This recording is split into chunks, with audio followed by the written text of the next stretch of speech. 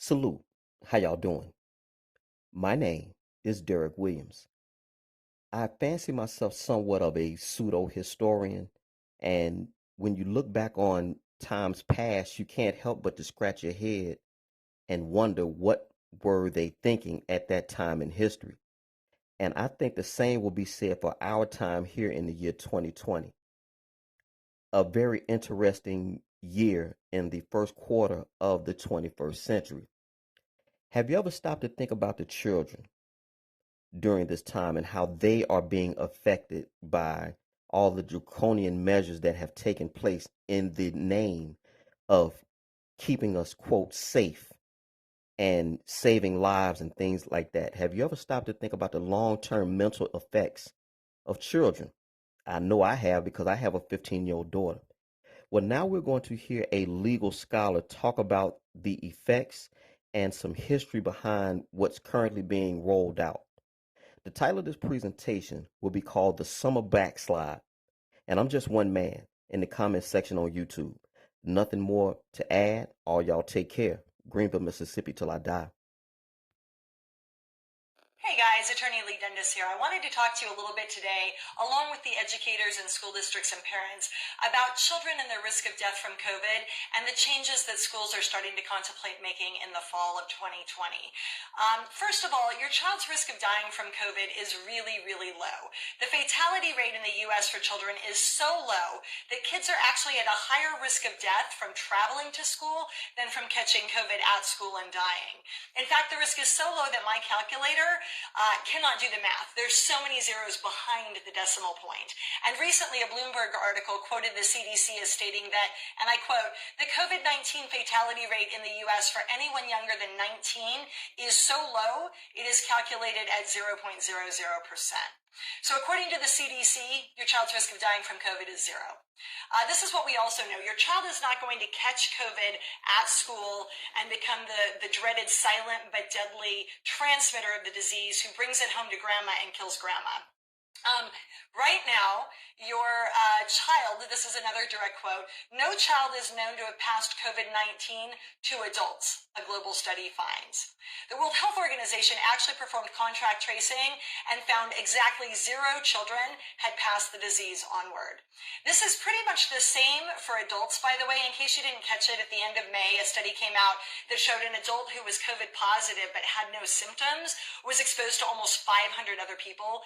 0 of them caught the disease. And then this last Monday, the World Health Organization came out and said they are following, and this is another quote, they are following contacts and they are not finding secondary transmission onward. So secondary transmission from a COVID positive patient who doesn't know he or she has it is pretty much non-existent. So what we know at this point in time is your kid's not going to die from COVID. They're also not going to catch COVID, bring it home to grandma, and kill grandma.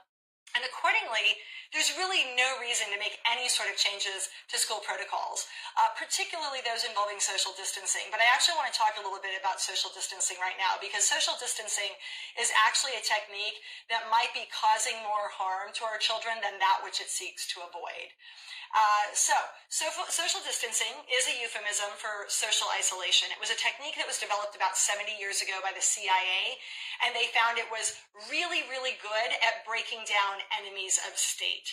It creates depression, poor sleep quality, impaired executive function, accelerated cognitive decline, poor cardiovascular function, and impaired immunity. All of those are things I think we can agree we don't want anybody to experience, not least our own children. It doubles your risk of death if you're Black. It almost doubles your risk of death if you're white. And the harm that you get from enacting social distancing and social isolation on somebody is the same as if they were very, very obese. Moreover, it destroys the part of the brain that is actually responsible for learning in our children and ourselves, which is known as the ventral striatum. Medically speaking, what recent studies have shown is it is the equivalent of smoking 15 cigarettes a day and being an alcoholic. So put simply, we'd be better off lobotomizing our children, handing them a pack of cigarettes and a fifth of whiskey, and then sending them into homeroom than we will be by socially distancing them this fall. I want to actually go back now to the sordid beginnings of how this social distance, social isolation technique was developed by the CIA. In 1951, the CIA held a secret meeting at the Ritz-Carlton in Canada, and it was a meeting with doctors present who had ties, and I quote, to the US, UK, and Canadian military forces. The work at that meeting and subsequent meetings led the CIA to realize that social distancing and isolation techniques were, I quote, the ideal way of breaking down a prisoner. And another quote, as effective at destroying the brain function of the prisoner as if the prisoner were beaten, starved, or deprived of sleep. Senator John McCain, who spent over 5 years as a prisoner of war in Vietnam and had all of his arm and leg bones broken multiple times, and who was also by turn subjected to multiple rounds of social distancing from his fellow POWs, had this to say about social distancing and physical torture. This is what he said about social distancing. It's an awful thing. It crushes your spirit more effectively than any other form of mistreatment. 150 naval aviators who were also held as POWs in Vietnam came home from the war and echoed what John McCain had said. They said, and I quote, it was as torturous and agonizing as any physical abuse they suffered, to be separated from their fellow American GIs. The UN Mandela rules actually now prohibit the use of more than 15 days or 2 weeks of social distancing and isolation, classifying it as cruel and inhumane treatment and basically a war crime. So now that we know that there is zero reason to make any changes to our school children, since they're not at risk at all, there's zero risk of them dying from the disease, and they're not going to bring the disease home to grandma. And we know that social distancing is a wartime technique that the CIA uses to break down enemies of state. I want to look briefly at where this 6-foot rule came from, because it seems sort of, magical, right, in the time of COVID. So it turns out that the 6-foot rule came from England, where a lead researcher recently came out in the press and admitted that, quote, officials had told him they did not think the British population would understand what 1 meter or 3 feet was.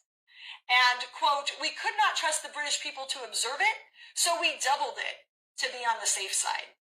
He went on to state, and I quote again, the 2-meter rule was conjured up out of nowhere, and he concluded by referring to it as a, quote, rule of thumb rather than a scientifically proven measure.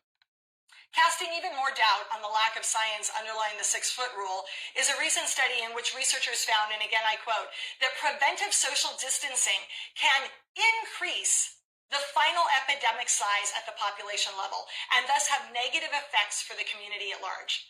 You heard me right, preventive social distancing can make the epidemic worse and increase the size of it. But here's the real problem, folks, in terms of the educational issue here.